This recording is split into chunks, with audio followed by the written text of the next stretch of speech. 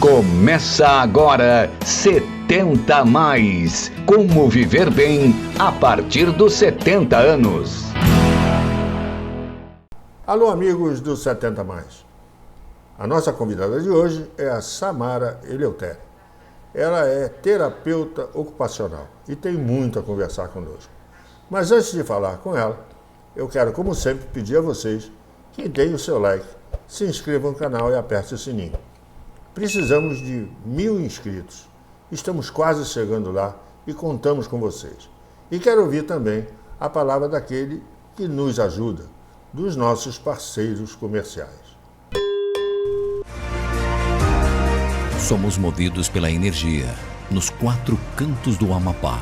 Trabalhamos de forma incansável, sempre em busca da excelência. Somos movidos pela energia. A energia presente em cada obra bem executada, de cada cliente satisfeito.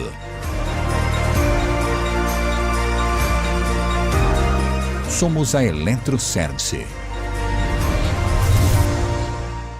Há muito tempo convivemos com o caos, horas perdidas, calor, desconforto, paradas lotadas e até risco de vida. Tudo isso acabou. Chegou o Move 10, com rápido atendimento e segurança aos usuários. A Move 10 garante dignidade aos seus colaboradores com porcentagens mais atrativas e aplicativo fácil. Move 10, dignidade e segurança. A Samara Eleutério, ela é multifacetada. Ela é coordenadora da pós-graduação em terapia ocupacional aplicada à neurologia e da pós-graduação em terapia da mão e membros superiores da Faculdade Israelita de Ciências da Saúde, Albert Einstein. É docente de pós-graduação em gerontologia do ensino Einstein, mestra em gerontologia pela Escola de Artes, Ciências e Humanidades da Universidade de São Paulo. Especialista na modalidade residência pelo programa Residência Multiprofissional em Gerontologia do Hospital Israelita Albert Einstein. É pós-graduada em Gerontologia pela Faculdade Israelita de Ciências da Saúde Albert Einstein. É terapeuta ocupacional pela Universidade Estadual Paulista Júlio de Mesquita Filho e atualmente é doutoranda pelo programa de pós-graduação em Gerontologia da Universidade de São Paulo. E vai conversar conosco sobre terapia ocupacional e cuidados com a pessoa idosa. Vamos a ela. Samara, que prazer ter você aqui conosco. Muito obrigado por ter atendido o nosso convite. É uma honra ter você aqui conosco. Luiz, o prazer é todo meu estar aqui com vocês, falando de um tema que eu amo. Eu adoro falar de terapia ocupacional e de cuidar da pessoa idosa. Eu que agradeço o convite. Pois é, né? O nosso tema hoje é um tema interessante, né? Que seria terapia ocupacional e cuidado à pessoa idosa. Vamos dissecar isso, o que vem a ser isso, no seu entender? Perfeito. A terapia ocupacional, Luiz, ela é uma área da ciência, né? É uma graduação. Muitas pessoas ainda não têm o conhecimento da área, mas é uma graduação. Eu fiz uma graduação, eu estudei na Unesp de Marília, Universidade Estadual aqui de São Paulo, e cumpri um período fora do país. Eu morei na Hungria, no leste europeu, Olha, estudando terapia ocupacional. E a terapia ocupacional, ela tem no seu coração as ocupações, Luiz, as ocupações como meio de trabalho e interesse maior do nosso trabalho. E a gente pode falar um pouco das ocupações também. Eu não sei se você conhece as ocupações, Luiz. claro que não, eu não conheço, eu vou conhecer agora. Boa. As ocupações, Luiz, estão muito ligadas a tudo que a existência humana permite fazer. Então, a gente tem ocupações ligadas ao lazer, né? As atividades que a gente gosta de fazer fora de casa, os nossos hobbies, nossos interesses. Nós temos ocupações atreladas ao trabalho, né? Então, acredito que quando a gente pensa no que você se ocupa, a gente pensa muito no sentido do que eu trabalho, do que eu faço. Isso é uma ocupação e é interesse da terapia ocupacional.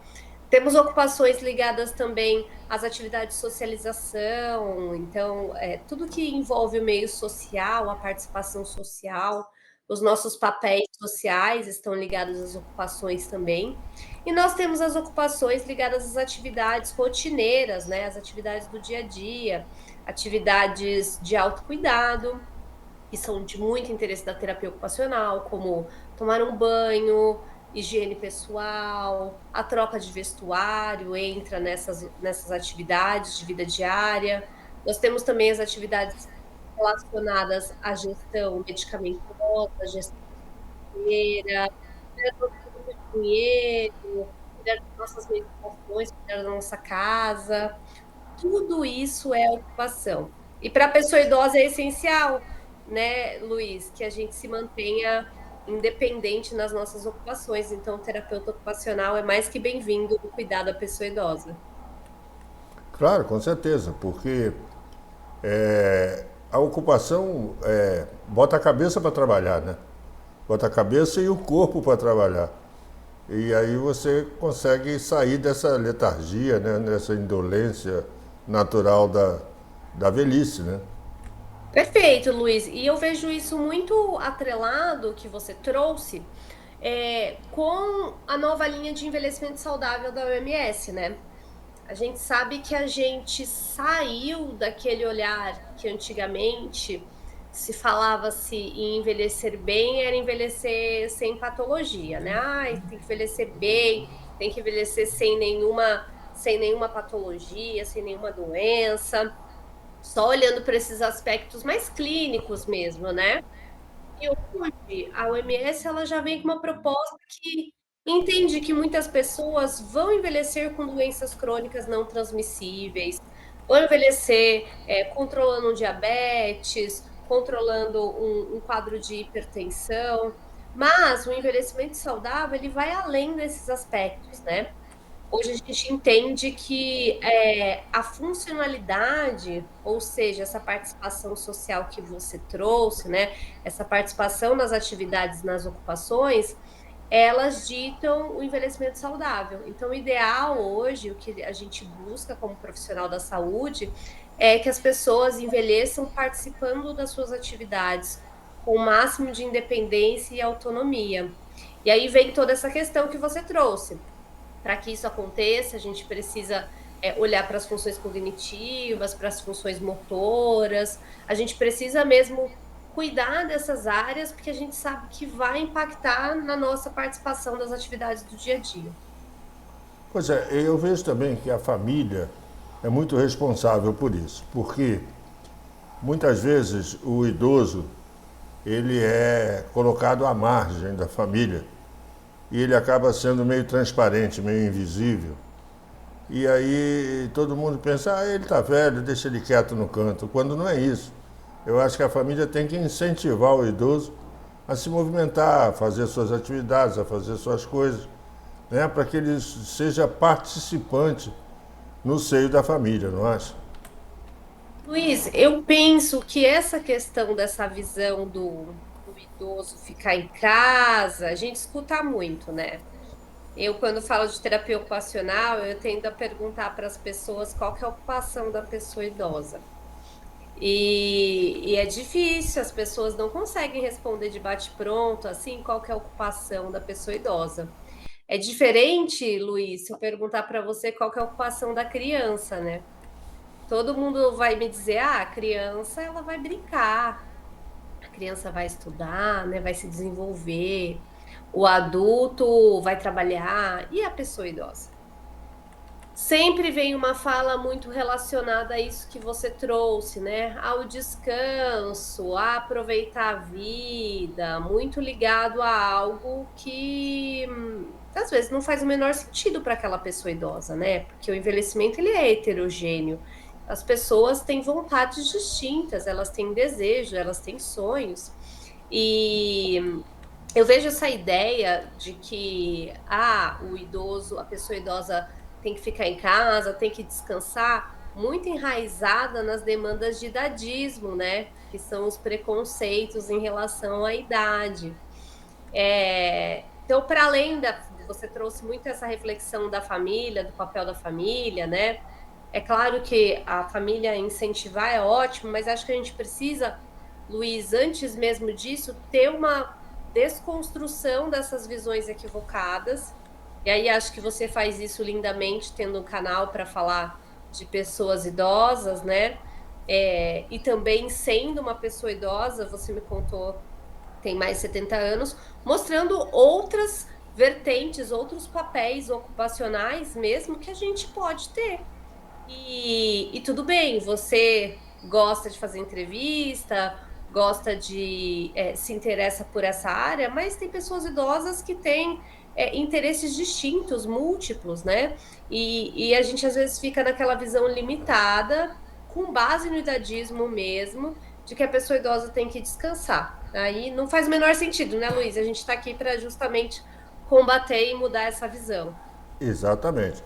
E eu vejo o seguinte, por exemplo, existem rotinas que devem ser mantidas pelo idoso, para que ele também não fique letárgico, né, nem indolente. Eu acho que só o fato dele acordar de manhã e regar as plantas já é alguma coisa, entendeu? É uma participação, perfeito. Já é uma participação numa atividade, né? Exatamente. Aí ele lavar o carro, buscar pão e tal, isso são coisas que a gente precisa fazer. Eu me sinto muito bem aqui na frente do meu computador. Eu não sou um camarada de sair, de fazer coisas, de planejar coisas, não. Eu sou um pouco indolente nisso. Mas o meu autorama de brinquedo aqui é o meu computador. E com ele eu me locupleto. Eu trabalho aqui o dia inteiro, aqui em cima do computador. Faço 2 programas.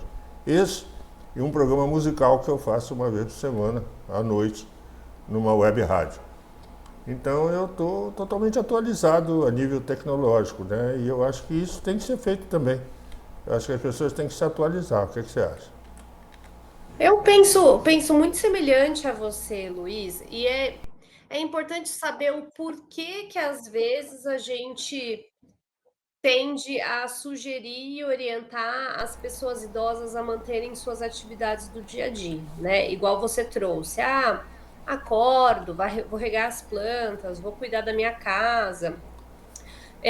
Quando a gente fala acho que a gente tem grandes desafios no cuidado da pessoa idosa. E um desafio muito perceptível que a gente tem são as demandas relacionadas a declínio cognitivo, né? As demências, transtorno neurocognitivo maior, que impactam diretamente nas atividades do dia a dia. Hoje, como eu disse mais cedo, a gente precisa manter essa funcionalidade. E o que é a funcionalidade? É a pessoa conseguir executar as suas atividades com os seus próprios meios, ou seja, fazendo sozinha e tendo autonomia para isso, né? A autonomia é poder de escolha, eu posso escolher o que eu quero fazer. Quando a gente vai executar uma atividade simples, Luiz, como regar as plantas, existem muitas funções envolvidas para aquela atividade ocorrer. Funções motoras, né? Se eu consigo alcançar o regador, se eu consigo segurar bem, se eu sustento o peso da água no regador, né? Essas funções motoras, tantas outras mais envolvidas nesse processo, mas só alguns exemplos. E funções cognitivas também, né?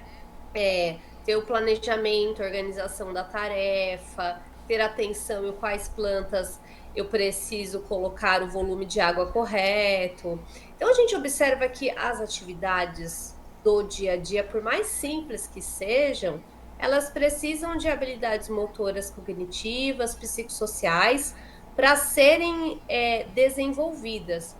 E nesse sentido, por isso que a gente fala da importância da pessoa fazer a atividade. Porque ela está trabalhando essas funções, né? E ela trabalhando essas funções, ela contribui para uma manutenção da funcionalidade, ou seja, a funcionalidade hoje em dia é um marcador de qualidade de vida para a pessoa idosa. Então, se ela consegue executar as suas atividades sozinha, se ela faz sem a ajuda de outra pessoa, ela é mais independente, ela tem mais autonomia e, consequentemente, ela tem uma maior qualidade de vida do que aquela pessoa idosa que precisa de mais cuidados, né? Então, Luiz, eu concordo 100% com você que a gente precisa fazer.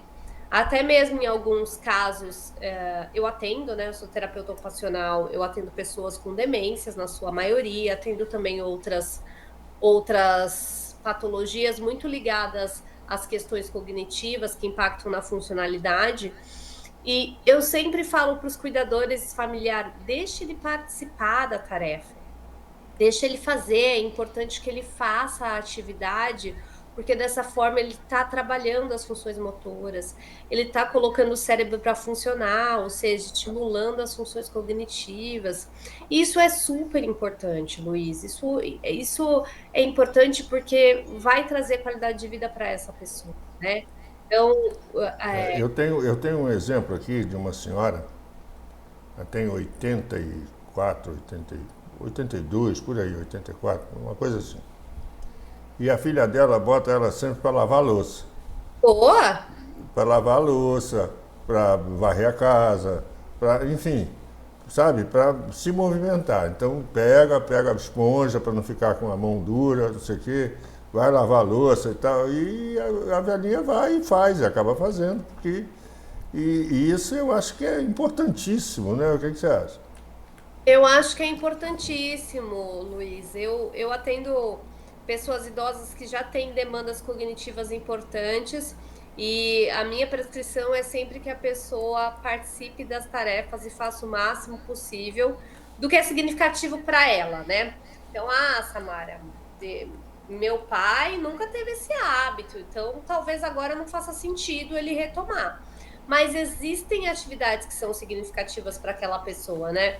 Você trouxe esse cuidado com a casa, então, ela deixou de fazer, é melhor ela não fazer mais. Mas por que ela não deve fazer mais? Ela se coloca em risco? Aí a gente tem outra reflexão, né, Luiz? A gente deve fazer as atividades do dia a dia sempre que a pessoa se sinta segura para fazer aquela tarefa, tá? Então, quando a gente fala, tenho que manter as minhas ocupações, eu preciso considerar as habilidades daquela pessoa para executar a tarefa, eu preciso considerar se essa pessoa se coloca em risco ou não, né? Caso a gente observe que essa pessoa se coloca em risco, o que é se colocar em risco? Ele não consegue fazer essas atividades de cuidado com a casa, porque acaba tendo um risco aumentado para queda, tem uma instabilidade postural, né? Tem um desequilíbrio, então ele pode cair. Então, se a pessoa está se colocando em risco nesse sentido, a gente precisa adaptar a tarefa, né? Para que ela faça de uma forma segura, ou até mesmo usar um recurso para essa pessoa ficar mais segura, promover essa funcionalidade. Nunca tirar a tarefa de uma vez, né, Luiz? Porque quando a gente tira a tarefa, a gente tira a oportunidade daquela pessoa idosa participar da atividade e estimular as funções cognitivas, motoras e psicossociais. E aí, quando a gente faz isso, Luiz, a gente está tirando um pouco de funcionalidade. E quando a gente tira a funcionalidade, a gente tira a qualidade de vida daquela pessoa. E autonomia, né? Você Perfeito. mexe na autonomia, né? Meu pai, por exemplo, meu pai não gostava da fila do idoso. Ele dizia, eu não preciso disso. E ele entrava na fila normalmente, e naquele tempo não tinha Pix nem nada, ele adorava sentar na mesa do gerente para conversar com o gerente, para saber da conta dele, e o gerente, amigo dele há muitos anos, ainda o recebia com café e tal, com toda aquela pompa, né? E eu sempre o acompanhava ao banco e eu achava aquilo muito importante, que meu pai era um cara importante, que ele era recebido pela mesa do gerente. Mas isso para ele era uma glória. Meu pai era professor, ele era diretor de ensino da Faculdade Cândido Mendes, aí no Rio de Janeiro. E ele era sempre muito bem visto lá. Mas ele não parou, não. Ele continuou. E ele é que me disse certa vez, estuda computação porque isso é o mundo vai ser isso aí. Isso na Olha que década de legal. 60, ele já me dizia isso. Então ele já estava ligado nesse tipo de coisa. Eu acho isso importantíssimo, e ele passou a vida inteira ligado nisso, né? Ligado à educação. Né? O que você acha? E ele continuou participando da educação na fase da velhice também, sempre teve esse interesse. Sim, sempre teve. Já está lá no. Já está com o Papai do Céu, né? Já cumpriu o dever dele. Mas sempre foi muito ligado, sempre foi muito competente. Até porque, no tempo da vida dele, a mulher era dona de casa, né? E o homem era o grande provedor. Então ele se manteve o grande provedor até os seus últimos dias, sabe? Minha mãe não sabia nem quanto ele ganhava, nem sabia assinar um cheque. Então era ele que cuidava de tudo. Eu achava isso ótimo, né? É, e a gente tem muitas pessoas que viveram situações e contextos sociais diferentes, né? Então a gente tem que levar isso em conta também, né, Luiz? Eu acho essencial que as pessoas continuem mantendo os seus interesses, seus desejos, né? Eu adoro fazer um monte de coisa. Eu amo sair para restaurante, adoro ler, gosto de ouvir música. Eu mal ligo a TV aqui em casa, eu não tenho o hábito de assistir televisão, né? Então eu não quero que na minha velhice as pessoas falem, ah, deixa essa Mara assistindo TV, agora deixa ela quietinha, né? É tudo que eu menos quero, não. Eu quero ver o mundo, quero participar, quero conhecer coisas novas. E isso está muito ligado à minha profissão, né? De participar das atividades que são significativas para mim. E, e hoje em dia, às vezes, Luiz, eu chego muito para fazer avaliação e pergunto, né? Faz parte da minha abordagem questionar quais são as atividades que a pessoa faz em casa, quais são os seus interesses, e às vezes as pessoas compartilham que ele fica em casa assistindo TV, mas o que que ele gosta de assistir? E às vezes as pessoas nem sabem o que a pessoa gosta de assistir, né? Porque assistir TV pode ser bom, se for direcionado para algo interessante, algo que sustente a atenção, algo que tenha relevância para aquela pessoa, né? Eu penso que às vezes a gente esquece que as pessoas têm suas individualidades muito bem construídas, né? As pessoas têm seus interesses, têm suas preferências pessoais, então isso precisa ser mantido também na fase da velhice. É isso que nos move, né? Os nossos desejos, nossas vontades, o que a gente gosta de fazer. Para você ter uma ideia, eu faço parte de uma ordem iniciática muito importante no mundo inteiro. E nós somos tão unidos que nós nos chamamos de irmãos. E as nossas esposas são nossas cunhadas. Então, é perfeito isso. Então, é a nossa família. Então, realmente, é difícil eu passar um final de semana em casa. Porque eu vou para a casa de um irmão, aí tem uma comemoração de não sei o quê, tem uma entidade, tem uma ação filantrópica que a gente tem que fazer, tem que distribuir uma cesta básica, não sei para quem, tem que distribuir sopa na porta do hospital, tem que fazer uma série de coisas que a gente faz, que é o nosso braço filantrópico, e que deixa a gente ativo, né? A minha esposa diz para mim, às vezes você não quer sair de casa, mas o pessoal da ordem chamou, você vai imediatamente. É É porque... importante para você, né, Luiz? É o que é Exatamente. importante para você. Eu acho que é isso que falta as pessoas compreenderem, que as pessoas fazem o que são relevantes para elas, o que elas gostam, das preferências, né? E isso a gente precisa entender também, quais são as preferências da pessoa idosa. Eu já falo que eu não gosto de crochê, eu não fui de uma geração com habilidades manuais Culinárias também, culinárias. muito bem trabalhadas, né? Eu não gosto de pintura, eu não gosto de crochê, eu não sou muito fã de cozinha. Então, essas atividades não fazem parte do meu interesse. Tá tudo bem. A gente precisa entender quais são as atividades que são relevantes para mim, o que, que eu gosto de fazer, né? E aí, a partir disso, tentar um caminho para que a gente possa inserir atividades. Eu já trabalhei com muitas pessoas, eu me sinto muito grata, né, Luiz? Primeiro, porque eu trabalho com pessoas com 80 anos e mais, né? Então, primeiro que eu me sinto grata nesse sentido de poder estar perto de pessoas que estão à frente de mim na linha do desenvolvimento humano, né? É Eu uma acho fonte, é uma fonte de conhecimento, né? total, total. É que eu acredito, eu me sinto grata por essa oportunidade, porque eu posso estar mais perto e aprender com pessoas que já caminharam mais do que eu, né? Eu acho isso muito bonito. Mas além disso, as pessoas com que eu trabalhei ao longo desses anos de profissão têm atividades totalmente diferentes, são mundos à parte, né? E toda vez que a gente mergulha nesse mundo, a gente descobre uma coisa nova, né? Descobre o que faz sentido para o outro.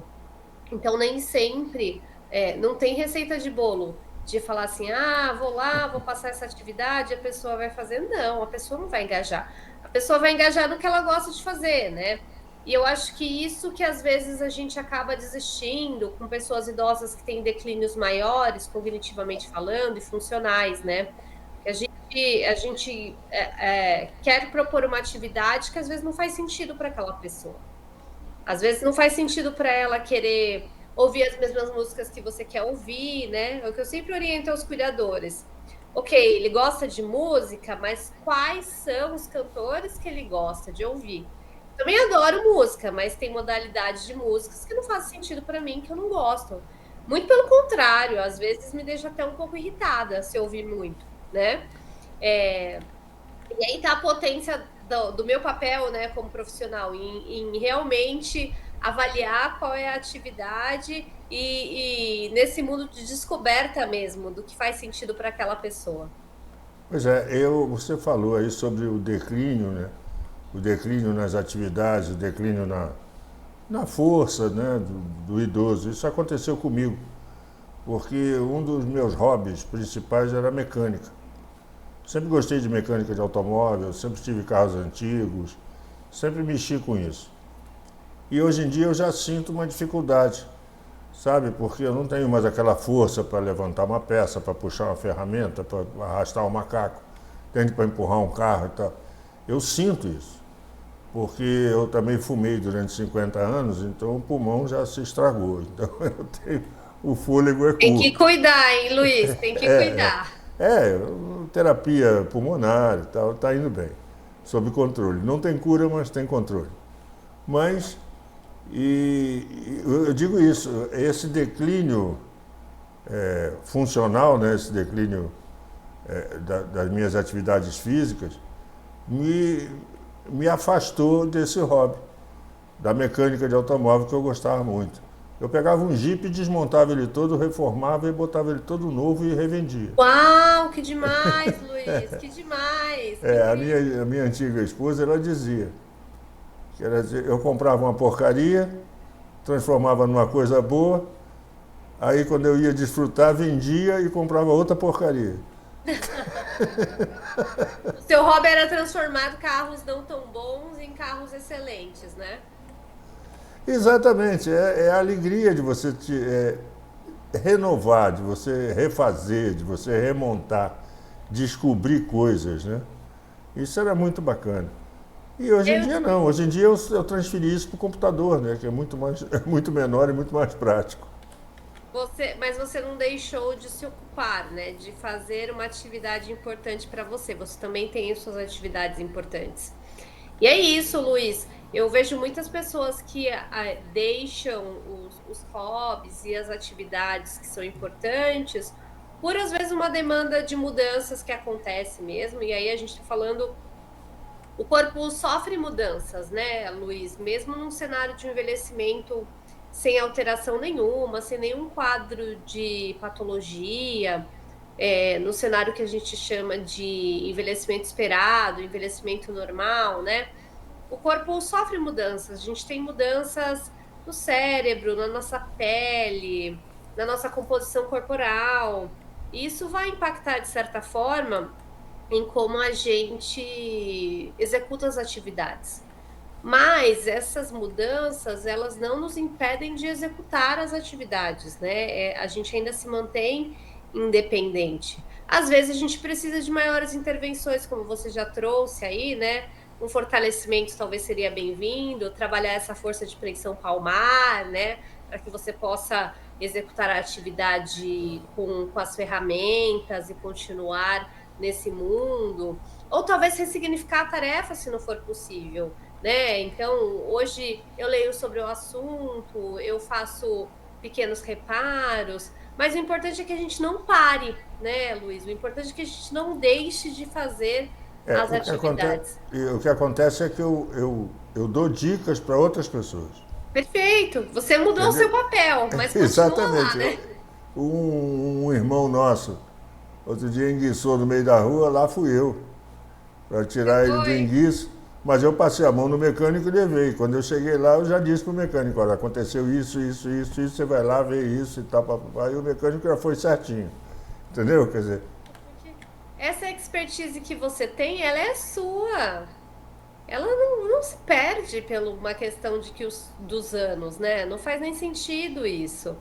Muito pelo contrário, a vivência, os anos que você tem, fortalece cada vez mais esse conhecimento, né? Então, por que não utilizá-la? Por que não mostrar também ao mundo, né?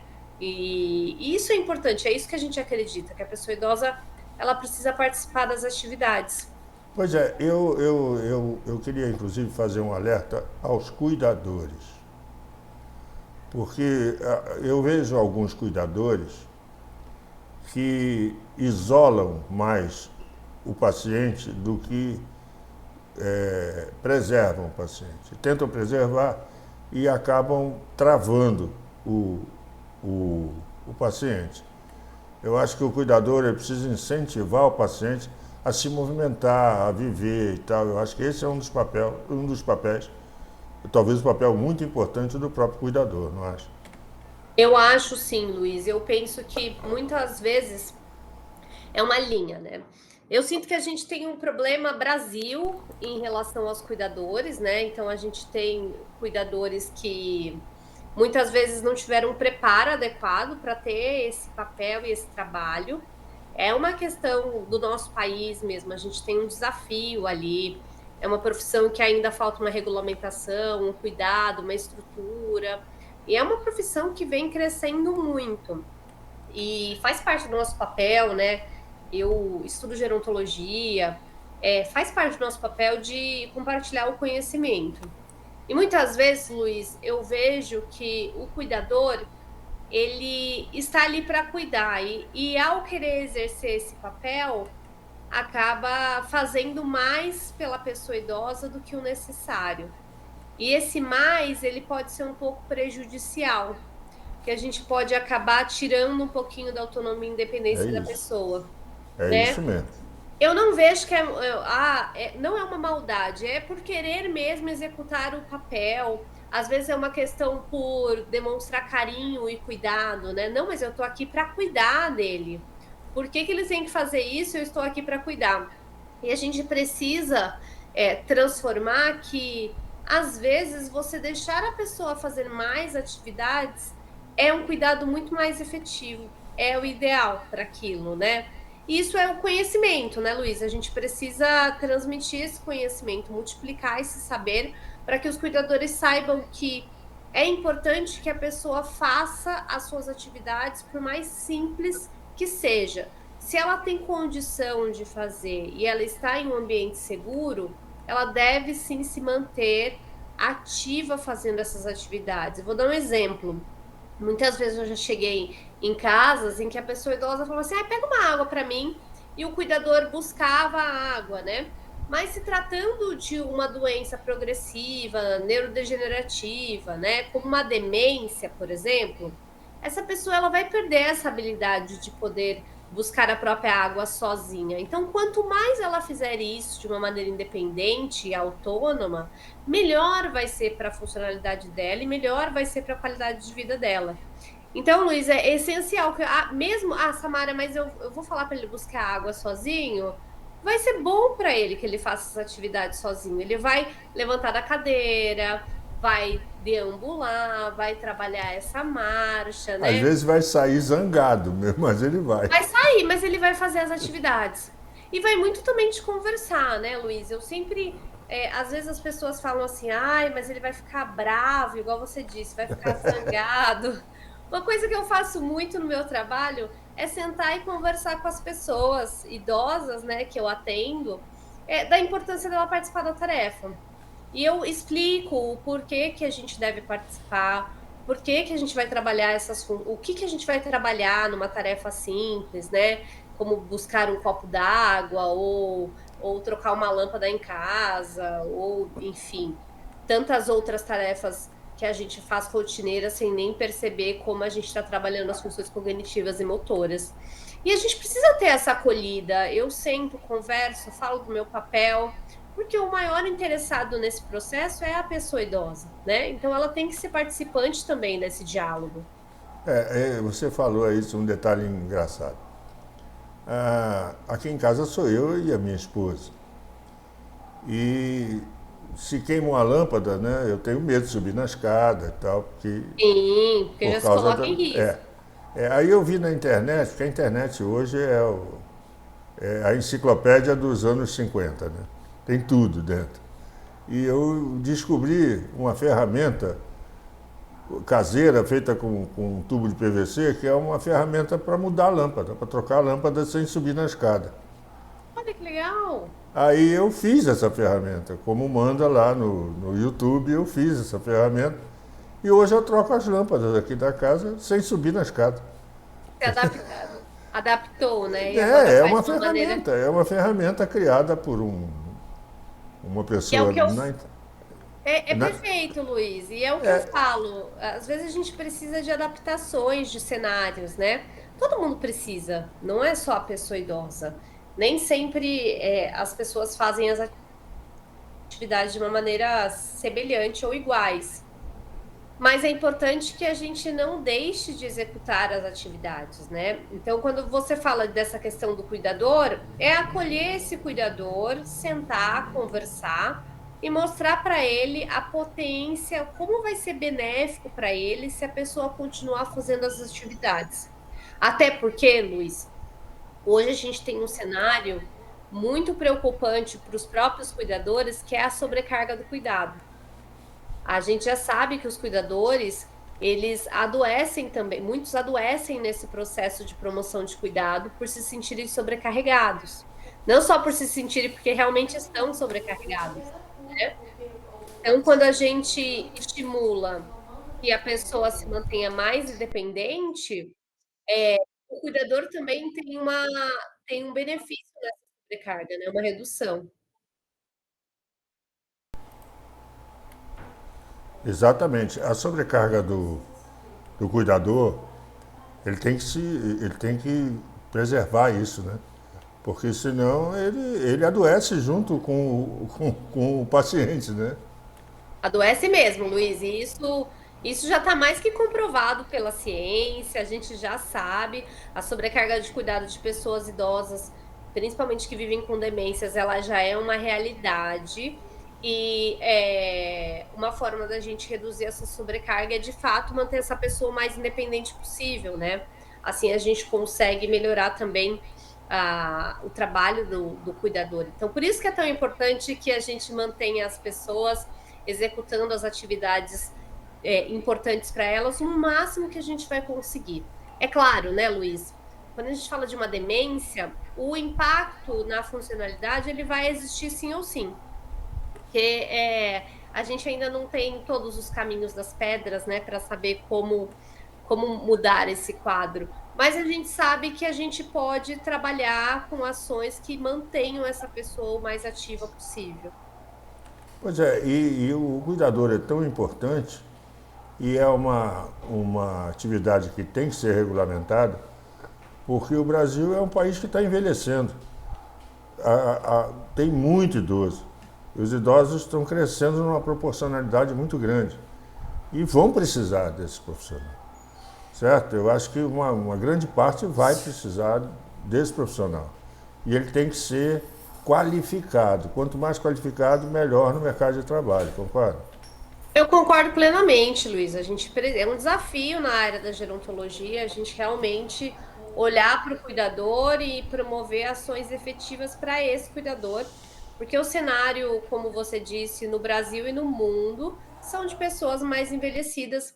A gente já está tendo aquela pirâmide, né? A gente que estuda gerontologia vê muitas pirâmides etárias e a gente observa que hoje a gente já tem um número maior, cada vez mais, a mudança, né, a inversão dessa pirâmide. Antes nasciam-se muitas crianças e hoje já não. Hoje a gente já tem uma mudança do perfil, né? A gente já tem um número maior aí de pessoas idosas e no longo prazo a gente tende até mesmo a inverter essa pirâmide. Porque antigamente as famílias eram mais numerosas, né? Os números de filhos Sim. por casal era maior. E Ô, hoje em Luiz, dia... quantos irmãos você teve? Bom, eu tive um. Um? Eu tive um porque ele também já foi ao encontro de Papai do Céu. Já.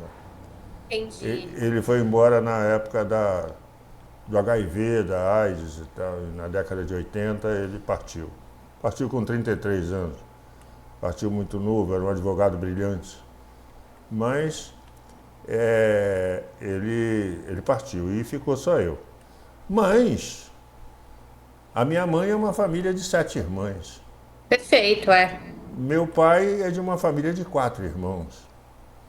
E aí você imagina a quantidade de primos, sobrinhos e afilhados e tal que a gente tem. Que muitos já partiram, porque eu sou filho do irmão mais novo e da irmã mais nova. Então todo mundo já partiu, poucos ainda sobrevivem, estão por aqui ainda, incomodando, mas na boa concepção da palavra. São meus parentes. Mas eu já não vejo há muitos anos, mas que era uma família numerosa, que hoje você não vê mais isso. Né? Não, hoje a gente já não vê, a gente já tem outro cenário, né? E isso impacta em muitas coisas, rede de suporte. Antes as pessoas, a família era numerosa, a gente tinha uma rede de suporte maior, né? Para auxiliar até mesmo no cuidado. E hoje a gente já tem outros cenários e realmente a gente precisa instrumentalizar melhor esse cuidador, né? Levar o conhecimento adequado para que ele promova um cuidado efetivo para a pessoa idosa, mas também saiba as estratégias para a promoção desse autocuidado tão necessário, né? Cuidado, cuidador, faz parte do nosso trabalho. Pois eu acho que tem 2 pontos ainda que eu queria perguntar a você. Não sei se seria um pouco a sua área, mas um é a área da alimentação. O cuidador tem que prestar muita atenção na alimentação do paciente. Eu acho isso. Né? E eu acho. O que você acha? Como é que você pode definir a alimentação do idoso? Realmente precisa ter um aporte nutricional adequado, né? É claro, eu sou terapeuta ocupacional, então foge um pouco, mas sobre todas as necessidades, né, nutricionais da pessoa. O que eu vejo, assim, que a gente precisa ter horário na rotina adequado para fazer as alimentações, é algo que eu falo muito. Então, a pessoa idosa, ela precisa ter rotina estruturada, todo mundo precisa ter rotina estruturada, Luiz. Para manter uma vida balanceada, uma vida ativa e saudável, a gente precisa ter horário de sono adequado, porque o sono é importante. A gente precisa ter horário para executar as nossas refeições, almoço, o café da manhã, o almoço, o lanche da tarde, o jantar, né? A gente precisa ter esses horários estruturados. Se eu não tenho uma rotina estruturada, eu provavelmente vou acabar pulando refeição, eu posso perder peso, né? Eu posso não dormir bem, isso vai impactar na minha saúde de uma forma geral. Por isso que é tão importante, Luiz, estarmos atentos a essas demandas de rotina, e as refeições estão inclusas na nossa rotina, né? A gente tem horário específico para fazer cada refeição. Pois é, uma coisa também que eu acho bacana são as atividades em grupo, né? A dança de salão, são as mesas de dominó e de dama que a gente vê pela rua com os idosos, as academias de praça e tal. Eu acho que isso é muito importante para todos nós, não acha? Para todos nós, Luiz, e o que a gente quer é mais espaço aqui, sim, que promova a socialização, né? Para que as pessoas possam participar, que as pessoas tenham interações sociais, para que elas possam fazer amigos nesses espaços, para que elas possam conversar, trabalhar o cérebro, o corpo, e também essa rede, né? Criar sua própria rede de suporte, criar sua rede de amigos, ressignificar. Acho que isso é essencial para todo mundo, né, Luiz? Eu tenho as minhas atividades que eu gosto de fazer fora de casa, eu acredito que você tenha as suas também, e eu acho que é um dever, assim, da nossa sociedade pensar em ações para as pessoas idosas também, terem espaços, mais espaços. A gente já tem núcleos de convivência, centro-dias que são voltados para ações nesse nível de assistência social, mas a gente precisa pensar em outros espaços também. Até porque, Luiz, o envelhecimento ele é parte da vida. Então, É inexorável, não tem como. não tem como fugir. Vai acontecer sim ou sim, né? Na verdade, se ele não ocorrer, é porque algo interrompeu, algo não tão bom aconteceu nesse caminho, mas o envelhecer é o sucesso. É o sucesso de uma vida, né? Então a gente precisa também pensar em como a gente pode ter dignidade, socialização e lazer para as pessoas idosas, porque daqui a pouco somos nós na fase da velhice, né? Cada um está numa etapa do envelhecimento, mas a gente está dentro dele, a gente está vivendo esse processo diariamente. A gente precisa pensar como que a gente pode chegar lá na fase da velhice e viver bem, né? Com qualidade de vida. Minha amiga, como dizemos aqui no Norte, já estamos remando para a beira. Já estamos, já estamos a 45 minutos já de papo. Veja que Ai, o papo passou funcionou rápido, eu nem vi. maravilhosamente. Maravilhosamente. Eu queria aqui, nesse ponto, deixar a câmera aberta para que você fizesse suas considerações finais.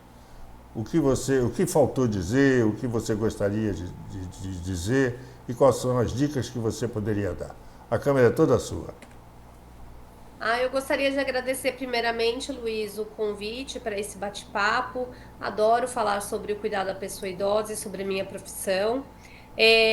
O que eu digo para vocês é que se permitam fazer as atividades que vocês gostam. Para quem cuida de pessoa idosa, lembre da frase fazer com e não fazer por.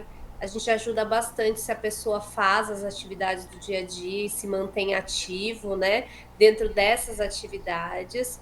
E para quem quiser saber mais sobre o meu trabalho, para quem quiser, ficou com alguma dúvida e que quer conversar mais, eu vou deixar também meu Instagram. O meu Instagram é o geronto.educa, onde eu falo lá sobre os cuidados da pessoa idosa e mais ações da gerontologia. E eu fico à disposição, Luiz. Brigadão pelo convite. Minha amiga, foi uma honra ter você aqui conosco e eu folgo em dizer que a partir de hoje você já tem a chave do nosso programa. É só entrar sem bater. Que alegria. O que você quiser explanar, se você achar que precisa de mais um assunto novo para abordar, é só me avisar e nós vamos abrir o espaço para você. Você já é sócia do nosso programa. Muito obrigado por tudo, certo? E eu me sinto muito honrado de ter você aqui comigo. Eu que me sinto honrada. Graças a Deus, alguém me deu o seu contato e foi muito profícuo. Muito obrigado, fica com Deus e até a próxima, se Deus quiser. Até a próxima, Luiz. Muito obrigada. Tchau, tchau, pessoal. Viram? O idoso não pode parar. Tem que continuar trabalhando, tem que continuar exercitando a sua mente. e até sábado que vem, se Deus quiser. 70 mais. Como viver bem a partir dos 70 anos. Até a próxima!